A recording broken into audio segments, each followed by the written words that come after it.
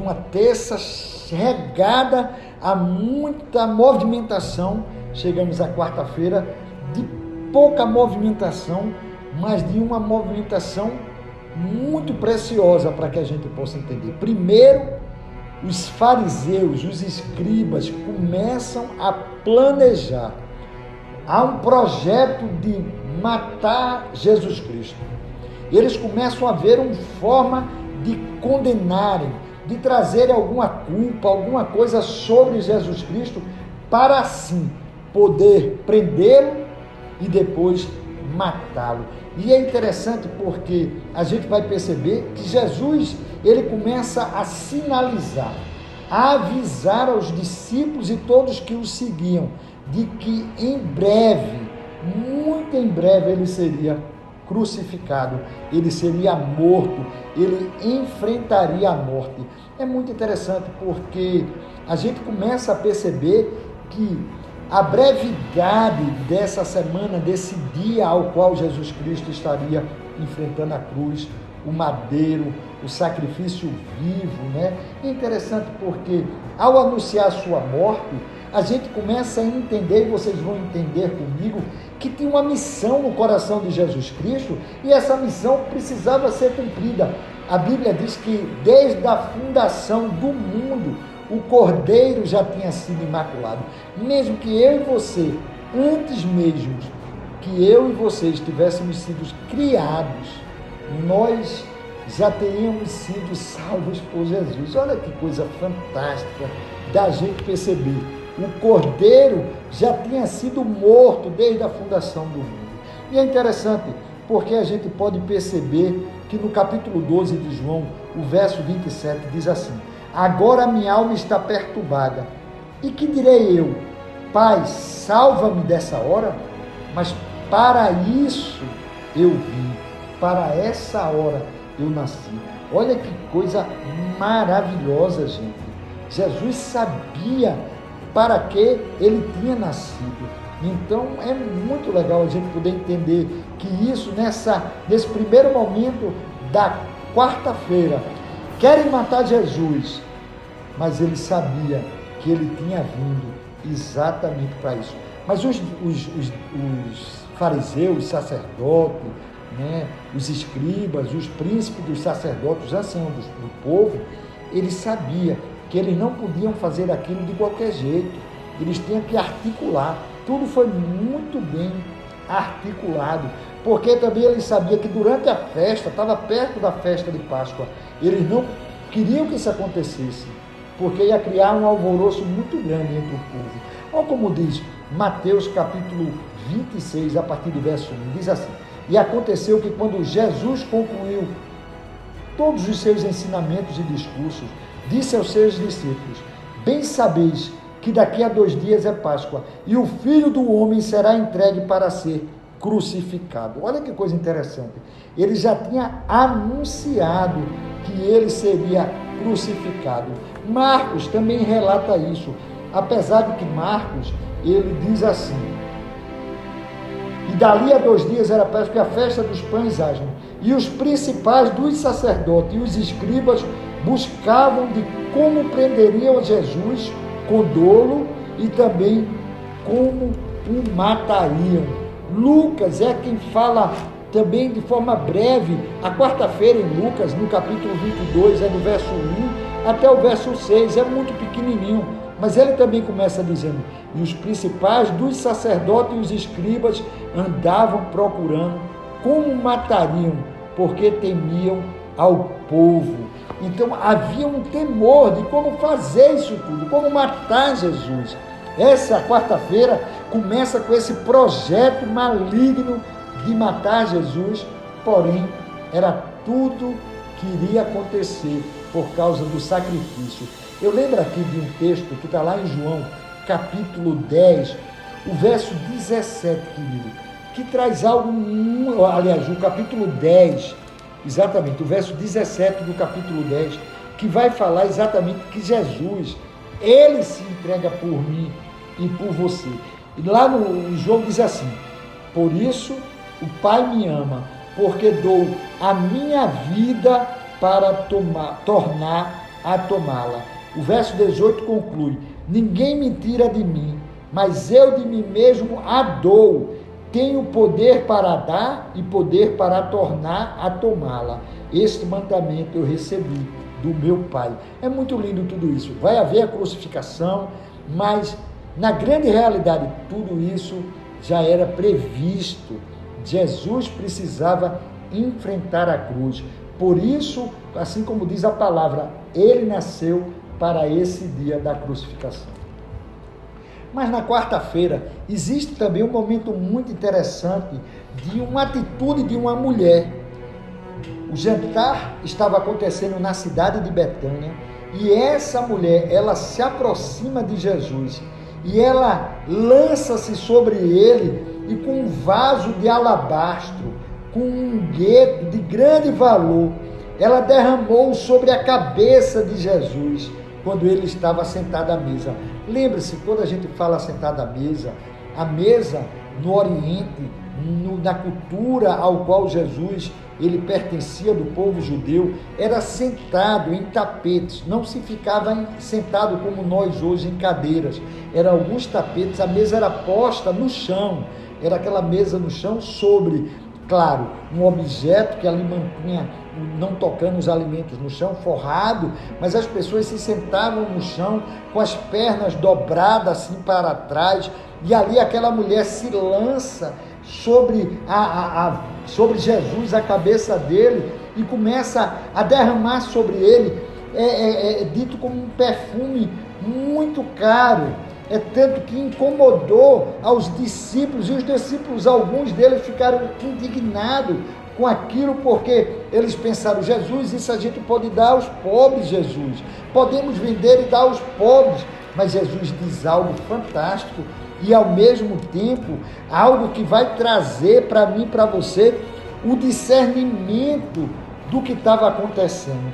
Olhe, preste bem atenção, porque olha o que é que acontece. Aí diz assim: veio uma mulher que trazia um vaso de alabastro com um gueto de nardo puro e de um preço muito caro. Quebrando o vaso, derramou sobre a cabeça de Jesus. Mas olha, depois da reclamação, veja o que Jesus diz. Jesus, porém, disse: deixai-a, por que vocês a molestam? Ela fez uma boa obra, porque sempre vocês vão ter os pobres com vocês, e podeis fazer o bem a hora que quiser, mas a mim nem sempre vocês estarão comigo. Mas Jesus diz assim: antecipou-se ela a ungir o meu corpo para a sepultura. Mais uma vez, Jesus se coloca anunciando a sua morte para os seus discípulos. É muito interessante isso, mas mesmo assim, eles não entendiam o que estava acontecendo. Eles não entendiam. Mas ele diz algo mais fantástico ainda. Olha o que ele diz. Ele diz assim: em verdade vos digo, que onde quer que esse evangelho for pregado, seja pregado, em todo o mundo também será referido o que ela fez para a memória sua. Olha que coisa tremenda. Essa mulher ficou sendo exatamente lembrada em todo o evangelho. Aonde esse evangelho é pregado, essa mulher tem sido lembrada. Também o que ela fez será contado como sua memória, anuncia Marcos. Então, queridos, você perceba, quarta-feira é começado a anunciar. Jesus anuncia a sua morte, o sacrifício. Jesus anuncia que ele é necessário que ele se cumpra a missão. Jesus anuncia que eles precisam entender que aquela condição que aquela mulher estava fazendo, ungindo o seu corpo com um vaso de alabastro, ela estava anunciando já o seu sepultamento, ela já estava predizendo também. E é interessante a gente pensar sobre isso, porque o próprio Jesus, ele traz esse entendimento para mim e para você, de que aquela mulher, ela estava exatamente fazendo aquilo, ungindo, o seu corpo, derramando esse unguento sobre o seu corpo, preparando ele para o sepultamento. Mas, gente, acontece algo também muito interessante. A atitude daquela mulher de preparação do corpo de Jesus, do sepultamento, ele é lembrado em toda a palavra de Deus. Mas nessa quarta-feira, queridos, o que mais fica lembrado é a conspiração de Judas Iscariotes. Porque, olha, os discípulos ouvem da boca de Jesus que ele vai ser morto, né? Ele disse de uma forma muito clara: bem sabeis que daqui a alguns dias é Páscoa, e o Filho do Homem será entregue para ser crucificado. Você vê que ele vai ser o quê? Entregue para ser crucificado. Mas é interessante a gente pensar aqui, porque Judas, ele é o traidor. Então, a conspiração dos sacerdotes, dos escribas, dos príncipes, dos fariseus, dos anciãos, ela começa a refletir no coração de Judas. E olha o que é que acontece. Está lá de uma forma muito prática em Mateus, falando da traição, a partir do verso 14, quando diz: então, um dos 12, chamado Judas Iscariotes, foi ter com os príncipes dos sacerdotes e disse: que me quereis dar? E eu vos entregarei. E eles lhe pesaram 30 moedas de prata. E desde então buscava a oportunidade para entregar Jesus. Isso está em Mateus, capítulo 26, do 14 ao 16. Então, é bem prático a forma como também em Marcos também é muito prático. Ele diz: e Judas Iscariote, um dos 12, foi ter com príncipes dos sacerdotes para entregar Jesus. E ele, ouvindo, folgaram e prometeram dar-lhe dinheiro, e buscava como entregar em ocasião oportuna. Então você vê que Judas, nesses dois momentos, de forma muito prática, eles relatam. Mas em Lucas, que fala dessa quarta-feira de forma muito breve, ele relata algo muito interessante da gente pensar. Ele diz assim: entrou, porém, Satanás em Judas, que tinha por sobrenome Iscariotes, o qual era do número dos 12. E foi e falou com os principais dos sacerdotes, com os capitães, de como lhes entregaria, os quais se alegraram e convieram em lhe dar dinheiro. E ele concordou e buscava a oportunidade para entregar sem alvoroço. Olha que coisa interessante, porque os Mateus e Marcos relatam, mas Lucas traz algo interessante da gente pensar. Satanás entra e toma posse de Judas e assim o leva a trair Jesus. Mas é interessante a gente pensar, ele já tinha um desejo no coração. A palavra relata que, Judas, ele foi o traidor de Jesus Cristo. Deixa eu pegar aqui para você entender. Quando Jesus, ele chama Judas na mesa, a gente vai perceber que existia algo já no coração do Senhor, que o Senhor sabia que Judas era aquele ao qual iria trair Jesus Cristo. É muito interessante a gente identificar isso no nosso coração. Ele foi traído por 30 moedas de prata. Isso vai estar em Marcos capítulo 14, em Mateus capítulo 26 e em João capítulo 12, quando ele diz de uma forma muito clara, veja, preste bem atenção, o verso 4 e 6, que diz assim: então um dos discípulos, Judas Iscariotes, filho de Simão, o que havia de traí-lo, disse: por que não se vendeu esse unguento por 300 dinheiro e não deu aos pobres? Ora, ele disse isso não pelo cuidado que tivesse dos pobres, mas porque era ladrão e tinha a bolsa e tirava que ali se lançava. Para você entender que quando eu li, disse assim, filho de Simão, o que havia de traí-lo? Então João deixa muito claro que Judas seria exatamente aquele que viria a trair Jesus Cristo. É muito interessante a gente perceber que cada evangelista vem trazendo uma palavra bacana para o nosso coração, uma palavra muito interessante da gente entender. Mas eu queria dizer algo a você. Quando Jesus conversava com os discípulos e ensinava, alguns gregos veio conversar com ele e fizeram alguns questionamentos sobre a situação, como era aquilo tudo que estava acontecendo, e Jesus disse assim a eles, olha, é chegada a hora em que o Filho do Homem há de ser glorificado.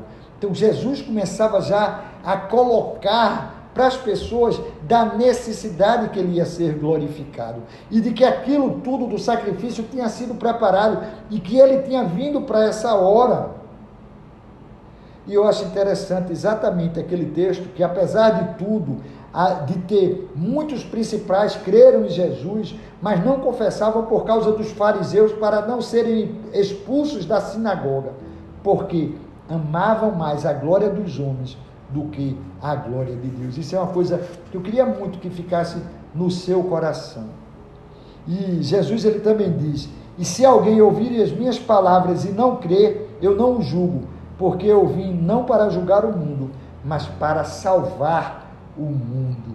Olha que coisa tremenda, e traz esse entendimento de João 10, 17, que eu disse, 17, 18, que Jesus Cristo, ele entrega a sua vida por mim e por você. Até lembra como eu li lá no início de Mateus capítulo 2, quando ele diz, bem sabeis que daqui a 2 dias é Páscoa, e o Filho do Homem será entregue para ser crucificado, né? É muito legal a gente entender. E isso encerra a quarta-feira. Uma quarta-feira onde planejaram matar Jesus. Jesus avisou os seus discípulos que ia ser entregue e crucificado. É muito interessante que os fariseus, escribas, sacerdotes, não sabiam como fazer, mas eles planejavam a prisão e morte de Jesus. É colocado o jantar em Betânia, daquela mulher que com vaso de alabastro, ele unge Jesus, anunciando a sua morte, anunciando o seu sepultamento, e Jesus diz de uma forma muito clara que essa preparação para o seu corpo do sepultamento teria que ser lembrada a atitude dessa mulher. E aí começa a participação de Judas Iscariotes como o mentor, aquele que traiu ao Cristo, e assim encerra-se essa quarta-feira, uma quarta-feira de poucas ações, pouco movimento, mas de movimentos preciosos para o nosso entendimento. Deus abençoe.